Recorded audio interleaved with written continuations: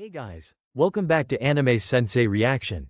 In the previous episode, we saw Mao continue solving another difficult case inside the Imperial Palace while slowly becoming impossible for important people to ignore.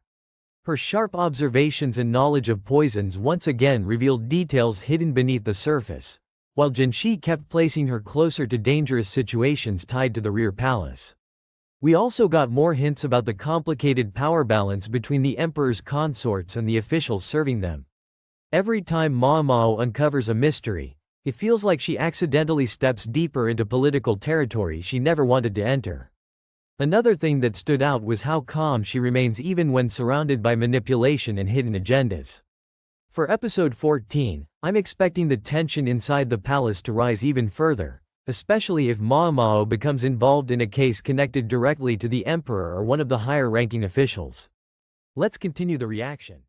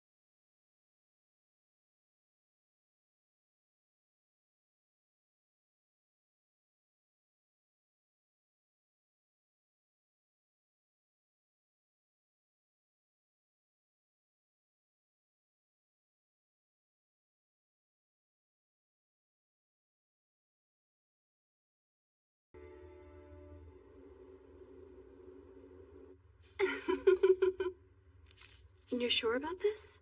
Of course. One must never overlook the advantage of good timing.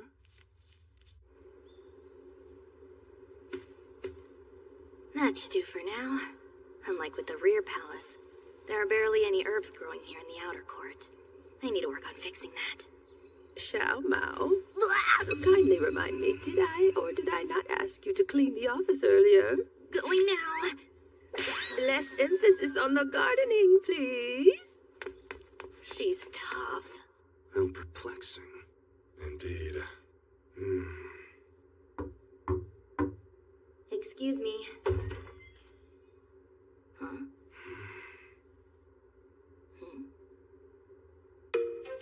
I trust you're aware of the new peer consort who set up in the garden pavilion? The shortage of medicinal herbs in the outer court slowly became an obsession in Mao's mind. Every time she searched the grounds, she found the same disappointing collection of ordinary weeds and common plants, nothing remotely useful for the kind of remedies she preferred creating. The inner palace had once given her easier access to ingredients, but now that she had been pushed into the outer court, she found herself trapped in a place that felt barren from an apothecary's perspective. Rather than accept the inconvenience, she decided to solve the problem herself. Hidden away from wandering eyes, she carved out a tiny patch of land and began secretly cultivating herbs in whatever way she could manage. It was hardly impressive to anyone else, just a modest little corner of soil, but to Mao it felt like a private laboratory filled with endless possibilities. Once she started working on it, her focus narrowed completely.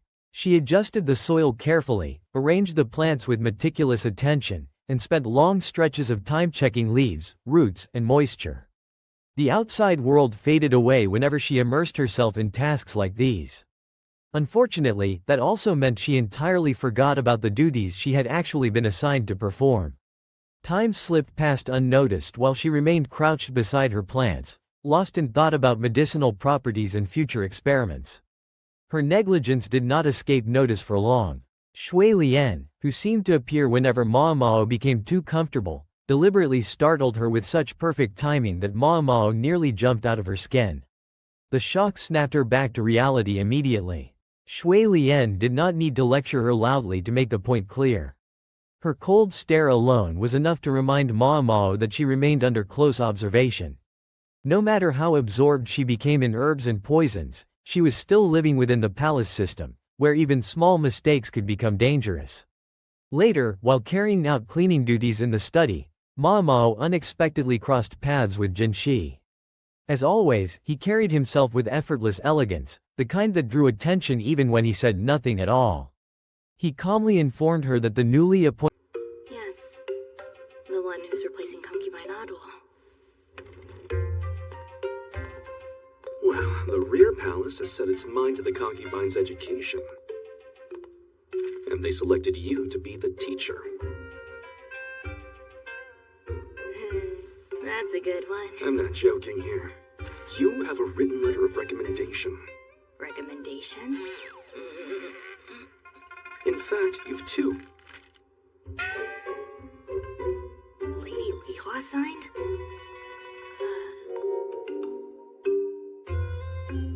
Right. So it's settled. Best of luck then.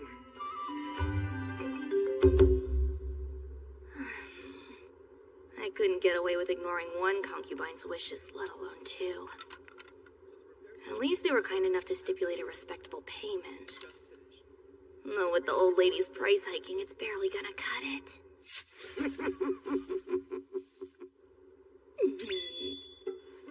Bonus time.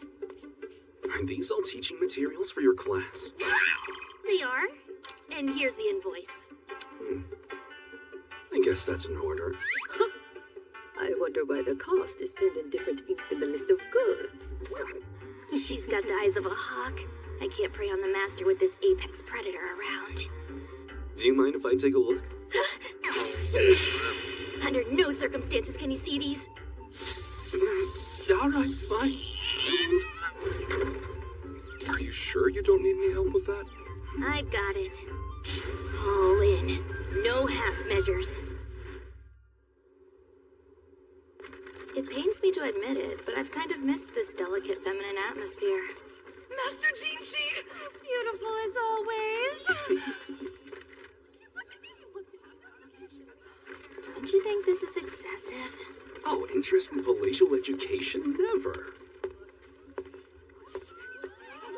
As you all appointed consort Shu had officially moved into the Garnet Pavilion.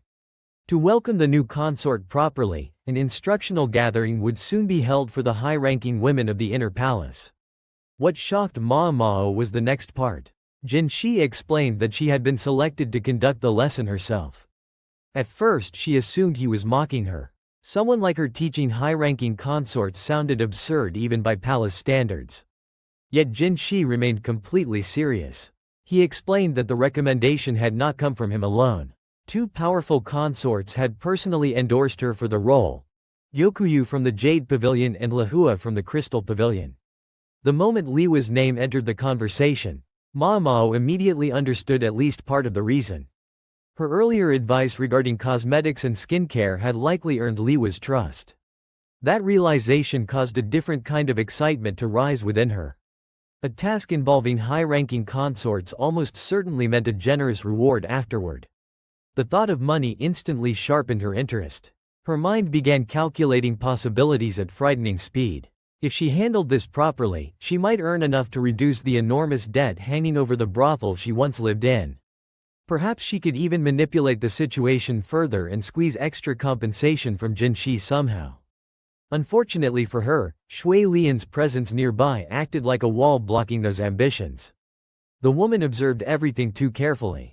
Ma Mao could almost feel those eyes monitoring her every expression, making it impossible to openly scheme the way she wanted. The conversation shifted when Jinshi's curiosity wandered toward the strange assortment of objects Ma Mao carried with her. The instant he tried showing interest, her entire demeanor changed. She reacted like a cornered cat protecting food, instantly warning him not to touch anything. Her hostility appeared so sudden and fierce that even Jinshi paused. Gaoshan attempted to smooth over the situation by gently guiding her away, but Ma Mao stubbornly refused. She guarded her belongings with absolute determination, unwilling to let anyone interfere. No, only high-ranking concubines may attend. I will have to ask the rest of you to disperse.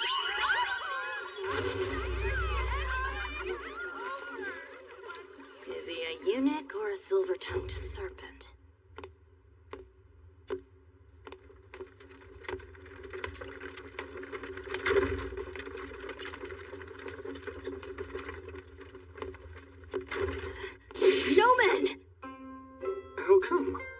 high-ranking concubines may attend. You just said so yourself.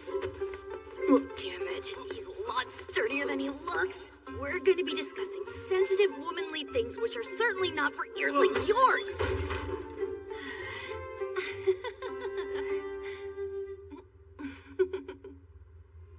Lady Gyokyo, as radiant as ever.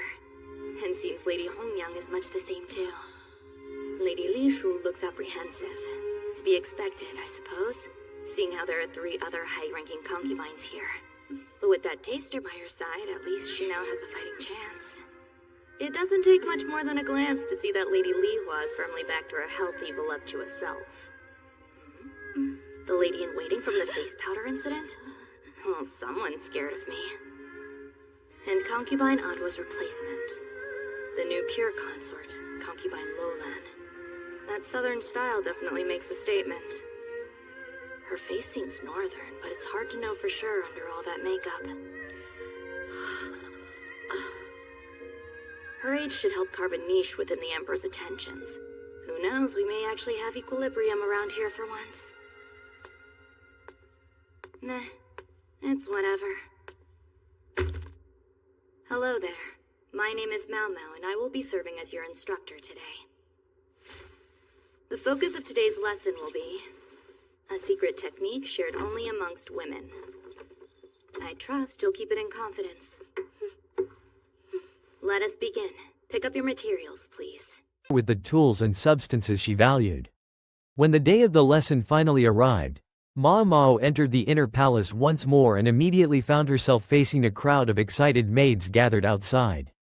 Their attention, however, was not focused on her. Every single one of them hoped to catch a glimpse of Jinshi. Even standing nearby, his beauty and status created an almost magnetic effect on the palace women.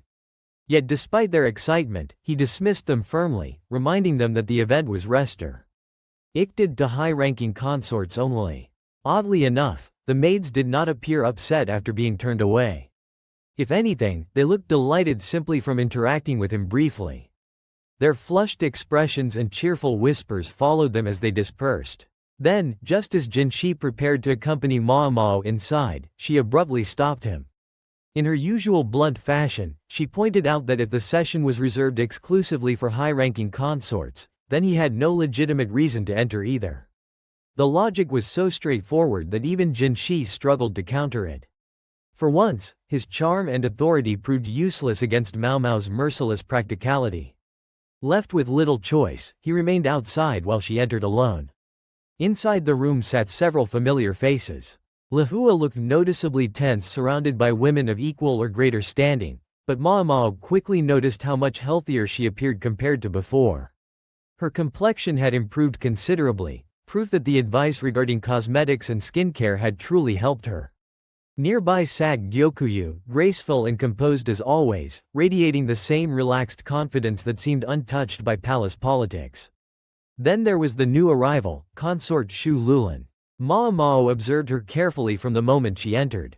Lulan's appearance carried traces of northern ancestry, yet her clothing and style reflected southern influences. The combination created an unusual elegance that stood apart from the others. Judging by her youth and beauty, Ma Mao assumed the emperor would likely favor her heavily in the future. Such favor could alter the balance of influence within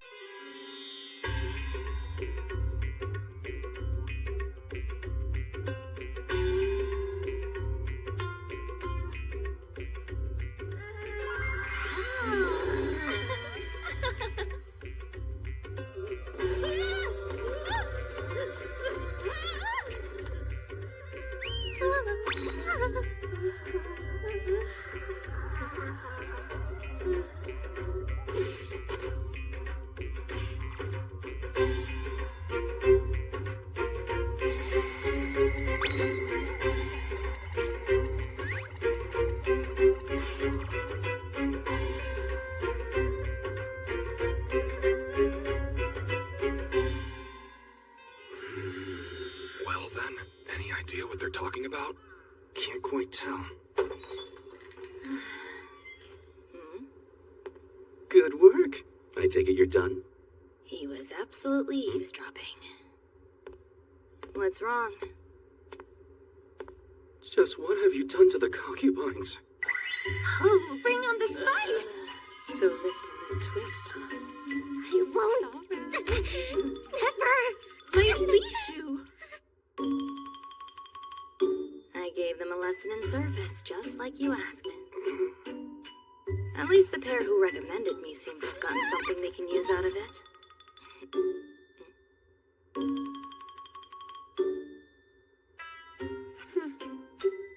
That one was a porcelain mask from beginning to end. I couldn't read her at all.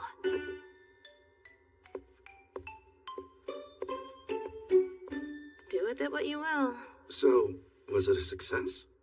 Who knows? Guess you could ask the Emperor later. Ugh.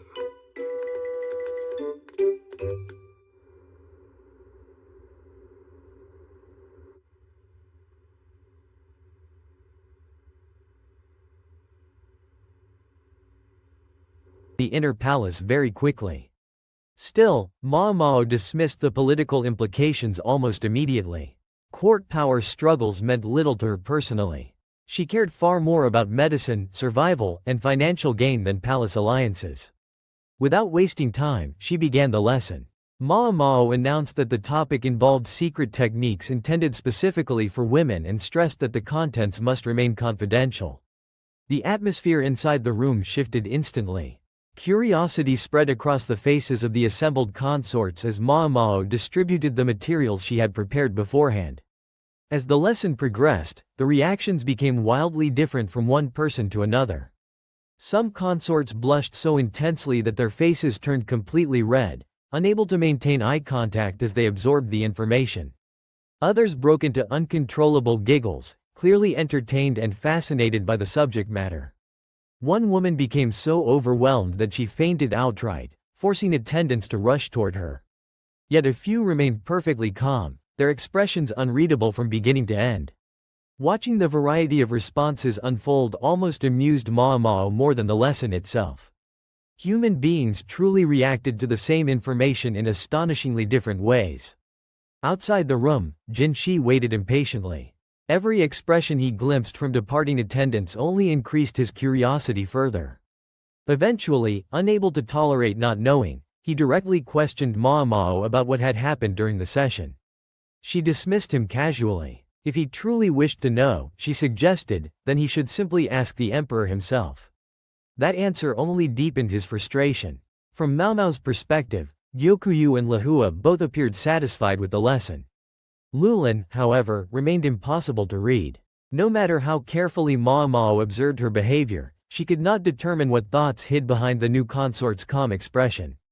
There was something elusive about her, something that refused to reveal itself clearly. That night, snow began falling across the palace grounds. The entire world outside. Quite the day. Sure am looking forward to that nice bonus, though.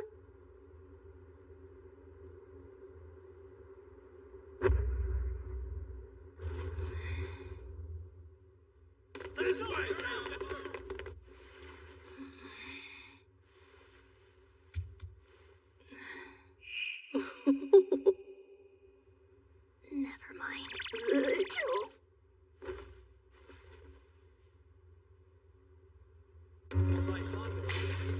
Master Lock-On, where are you?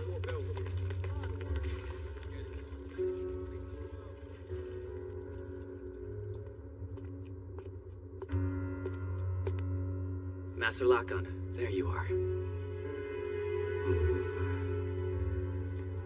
What is it? Something of interest? No, it's nothing at all.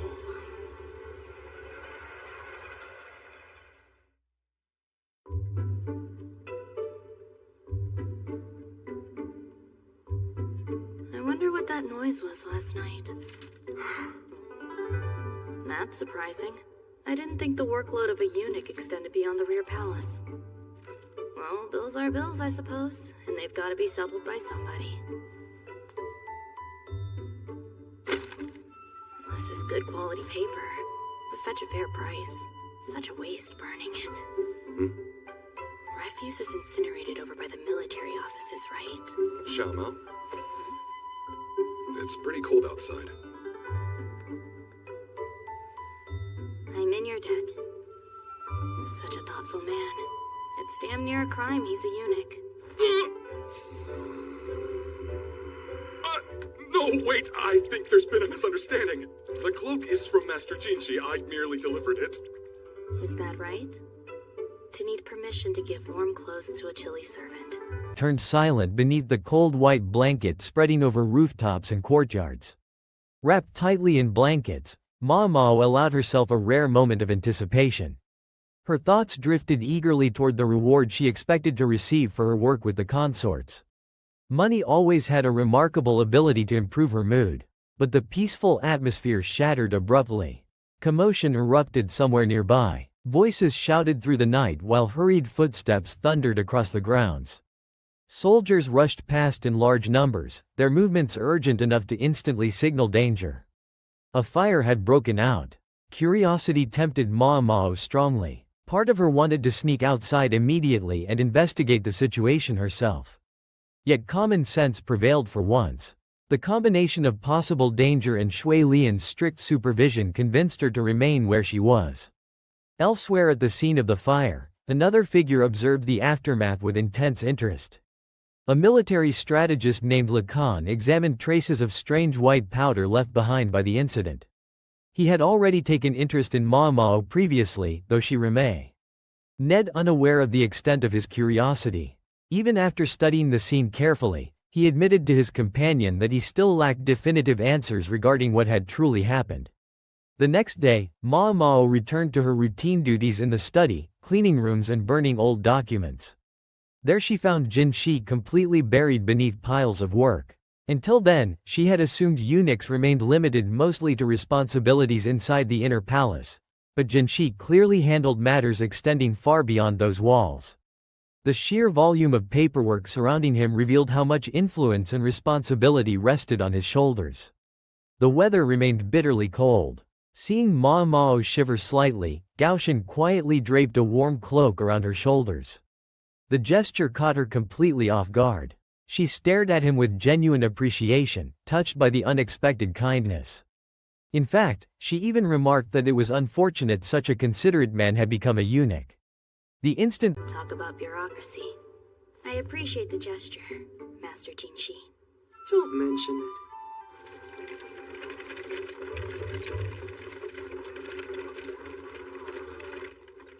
The outer court is several times larger than the rear palace, yet I hardly see much flora growing here. The only plant life of real note are dandelions and mugwort, but those are common genera that grow anywhere. Still, even they're sparse in winter. Maybe I should plant some seeds around here as well. Red spider lily!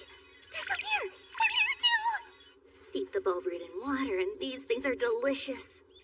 Fail to extract the poison beforehand, though, and you're liable to be privy-bound for days. Master Lee Haku? He's donning a different colored belt, too. Did he get a promotion or something? Hey! Morning! Master Lee Haku. So, are you accompanying a concubine today? It's not all that often I see you outside the rear palace. Clearly, word of my firing never reached him. Master Lee Haku.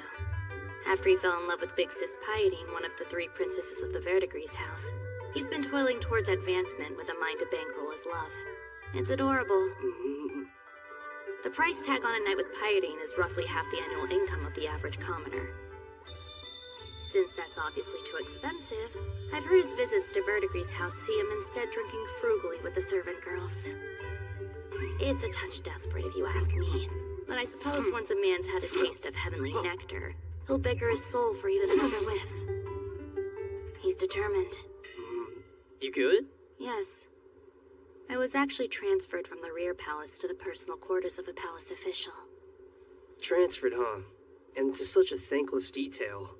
Yep, I've gathered that much. Sorry, were you in the middle of something? Yeah, kind of.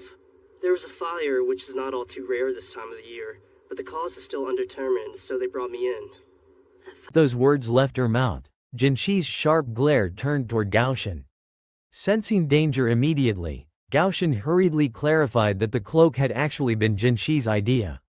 The correction changed the atmosphere instantly. Mao Mao glanced toward Jinshi, who attempted to maintain composure despite the obvious irritation lingering in his expression. Meanwhile, Mao Mao's dissatisfaction with the outer court's lack of medicinal plants continued growing. Compared to the inner palace, the outer grounds felt enormous, yet the variety of herbs available remained disappointingly limited. Most of what she found consisted of common plants like mugwort and dandelions. Useful, certainly, but hardly exciting. Rather than give up, she began planning ways to secretly cultivate additional herbs herself. While wandering the grounds during one of these searches, she spotted Lihaku nearby speaking with someone. Immediately she noticed a difference in his appearance. The color of his belt indicated he had received a promotion since they last met. Mao Mao already knew a fair amount about him thanks to rumors from the brothel district. Apparently, he frequently visited in hopes of seeing the courtesan Perrin. Unfortunately for him, Perrin's company came at an outrageously expensive price. Since he could not afford regular visits, he often spent time with trainee courtesans instead, hoping for even the briefest opportunity to glimpse Perrin from afar. That obsession likely fueled his determination to rise through military ranks and increase his income. Interestingly, Lihaku had not realized Mao Mao no longer worked within the inner palace. When she revealed the truth, disbelief spread across his face immediately.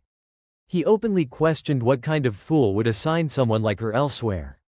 Though blunt, the statement felt accurate enough that even Mao Mao silently agreed. At the time, Lihaku happened to be investigating the fire from the previous night. He explained that fires were not particularly rare during that season, but something about this incident seemed unusual. Officially, the only victim had been a warehouse guard who escaped with relatively minor injuries. As Mao Mao examined Fire of unknown origin. That explains what the commotion was last night. Any injured? The warehouseman. He wasn't too badly hurt, but... Hey, wait! We still don't know if it's safe yet. I'll stay outside. Seriously, if you don't want the mule to bite, then you shouldn't go dangling the carrot. Soot smearing the wall of the adjacent building. Scattered debris littering the ground like shrapnel. This has the trappings of an explosion, not a fire. So that's it. They're being glib, but they suspect arson. That would explain why Master Lihaku is here and not some run-of-the-mill low-ranked official. This isn't just any random warehouse. It's inside the Emperor's innermost sanctum. Our empire enjoys an enduring peace, but there's always discontent needling around the edges, lying in wait. The occasional raid from probing barbarians, or famine and drought testing our infrastructure. Who can honestly say how long peace can really last? Even simple stability can make enemies of the envious. Charcoal? No, a burnt potato. Wasteful. So this place was used for food storage.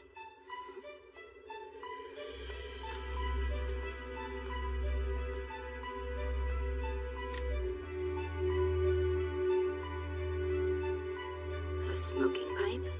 Looks like ivory. What happened to staying outside? How curious.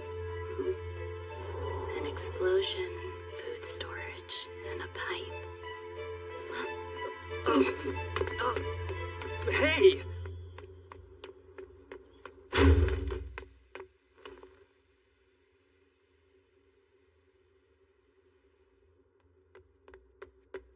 Are you hearing me?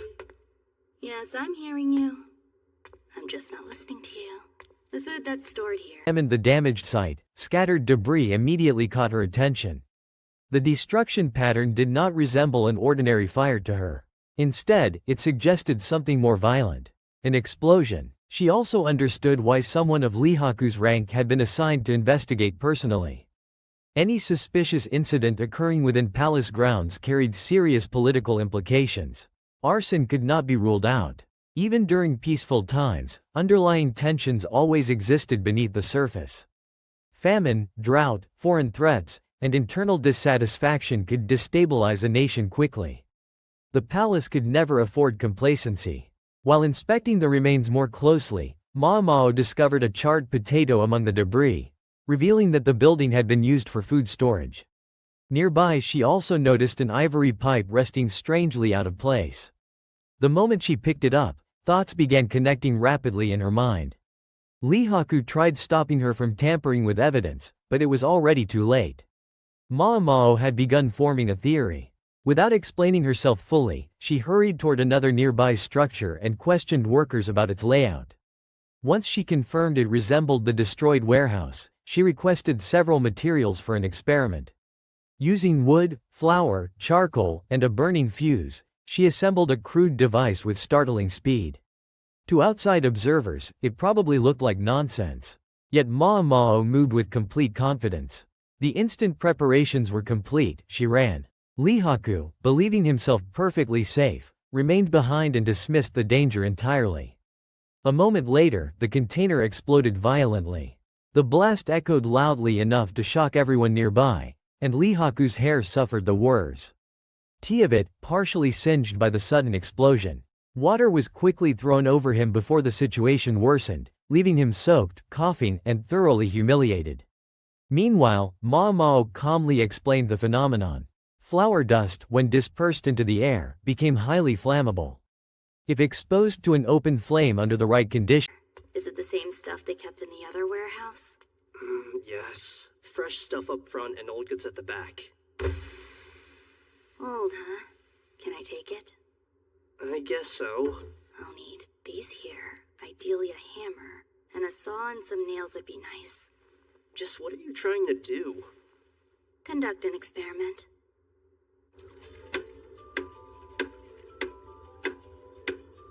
That should work. You are weirdly good at carpentry. Well, I did grow up poor. You learn to be industrious pretty quickly. So then, that's flour, right? Yes, it's from the warehouse. Where do you want these? There's fine. Do you have the fire starter? Right here. Much appreciated. This helps us how exactly? Alright, it's ready. I would advise you both to keep your distance. Right. Yes. Master Lihaku, I'm serious. How bad could it be? Besides, a military officer doesn't cower in the face of danger. Have it your way then. But it really is quite dangerous, so run when I tell you to. 3, 2, 1, and run. Hey, the heck are we running from? Put it out! Well, I did give you a countdown. Would you mind telling me why the wooden box suddenly exploded? This is your culprit. Flour? Yes. Fine powders like wheat flour burn easily. The particles are especially combustible when they're airborne.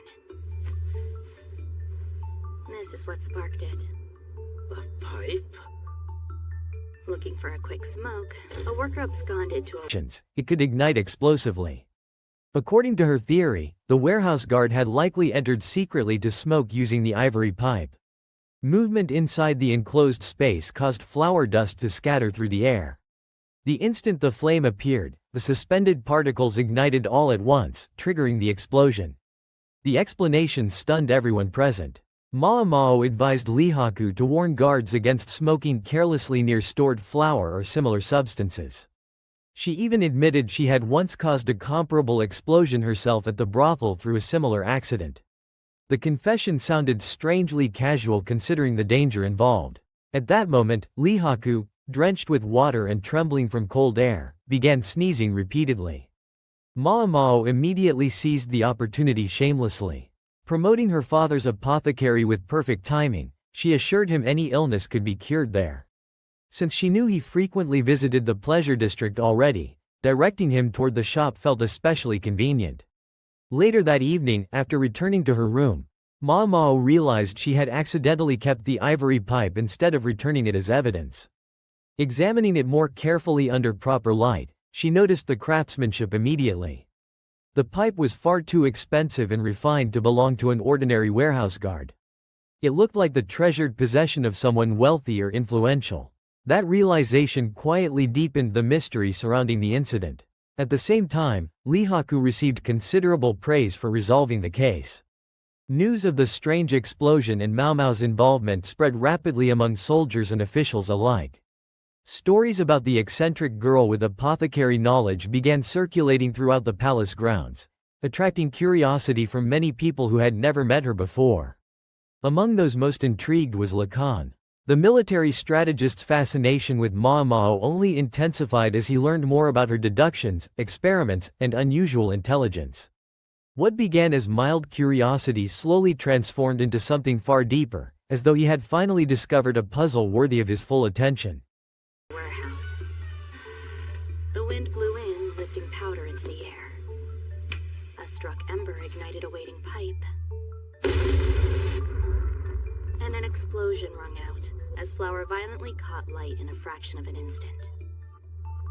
That's what happened.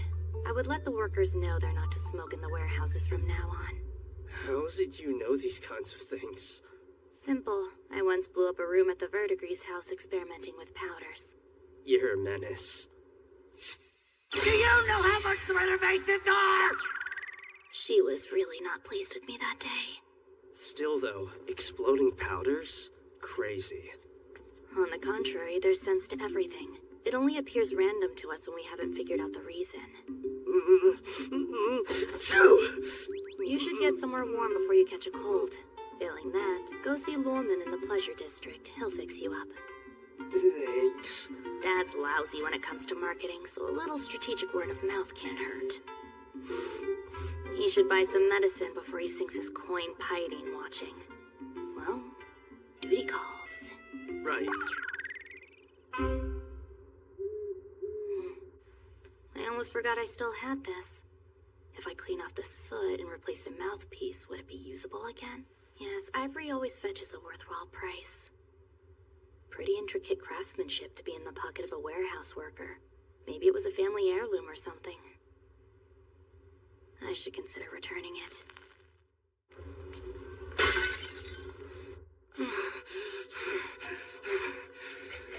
Damn it! I'm worthy too, aren't I?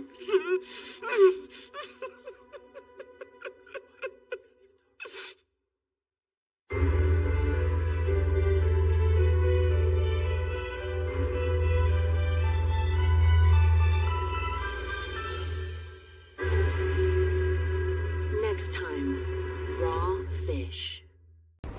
Alright, everyone, that is for today's reaction on Anime Sensei reaction. Thank you for so much for watching and spending your time with me. If you enjoyed this video, don't forget to leave a like, subscribe to the channel, and turn on notification so you won't miss any you won't miss the next reaction. Let me know your true favorite moment and break down in the comment, because I always love reading what you guys think. We still have a lot of amazing anime moments, crazy battle, emotional scene, and unexpected trip coming soon on the channel. I truly appreciate all the support, and I can't wait to watch more anime together with you all. Take care everyone, and I will see you in the next reaction video.